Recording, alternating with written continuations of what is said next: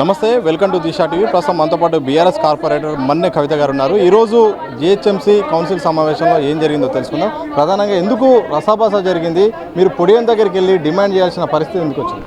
మేము పొడియం దగ్గరికి వెళ్ళి డిమాండ్ చేయాల్సింది, మేము చేసింది ఒకటి ఏంటంటే బీఆర్ఎస్ కార్పొరేటర్స్కి వాయిస్ ఇవ్వలేదు.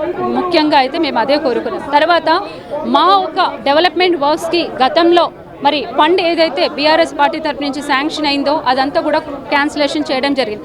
మేము అడిగిన ఒకటే ఒక విషయం, మొట్టమొదటిగా మాకు గతంలో ఏవైతే శాంక్షన్ అయిన నిధులు ఉన్నాయి ఆ నిధులను మంజూరైన వాటిని ఎందుకు క్యాన్సిల్ చేశారనేది దానికి సమాధానం చెప్పండి, ఆ తర్వాతనే సభ నిర్వహించండి అనే విధంగా మేము డిమాండ్ చేయడం జరిగింది. అలాగే మరి ముఖ్యమంత్రి రేవంత్ రెడ్డి గారు ఏ విధంగా అయితే 6 గ్యారెంటీలు చెప్పారో మరి 6 గ్యారెంటీలు కూడా 100 రోజుల్లో మళ్ళీ ఫుల్ఫిల్ చేస్తామన్నారు. అది కూడా అమల్లోకి రాలేదు. ఆ విషయాన్ని అలాగే డెవలప్మెంట్స్ విషయాన్ని మేము తీసుకుంటూ, కాకపోతే మా ఒకటే డిమాండ్ కార్పొరేటర్స్ అందరినీ కూడా ఈక్వల్గా చూడాలనేది కోరిక. ఎందుకంటే కార్పొరేటర్ బీఆర్ఎస్ వాళ్ళకి నిధులు కేటాయించొద్దు, కాంగ్రెస్ వాళ్ళకే కేటాయించాలి.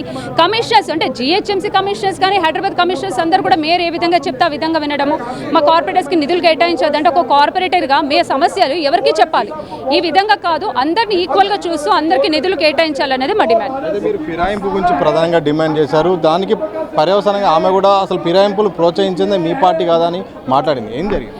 ప్రోత్సహించడం అనేది కాదు, ఇక్కడ డెవలప్మెంట్స్ విషయంలో అయితే మేము కీలకంగా తీసుకున్నప్పటికీ కూడా చేయిస్తాను అనే మాట కూడా చెప్పడం జరిగింది. ఇక మీదట మాకు ఇంకా వర్క్స్ అంటే మాకు నాల విషయమే కాదు, ట్రిమ్మింగ్ విషయం కానీ శానిటేషన్ విషయం కానీ ఇలా చెప్పడానికి వెళ్ళినప్పటి సమస్యలు కూడా మా వాయిస్ కచ్చడం జరిగింది. అంటే సమస్యల మీద మేము క్వశ్చన్ చేసే రైట్స్ మాకు లేవా? అంటే మాకు ఆ టైం ఇవ్వరా? మరి కౌన్సిల్ సభ జరుగుతుంది దేనికంటారు? ప్రజల సమస్యలు మేము కౌన్సిల్లో చెప్పడానికి వచ్చినప్పటికీ క్యాన్సిల్ చేయడం అనేది కరెక్ట్ కాదు. బీఆర్ఎస్ పార్టీ తరఫు నుంచి కార్పొరేటర్స్ అందరికీ ప్రతి ఒక్కరు కూడా వాయిస్ ఇవ్వాలనేది మా డిమాండ్.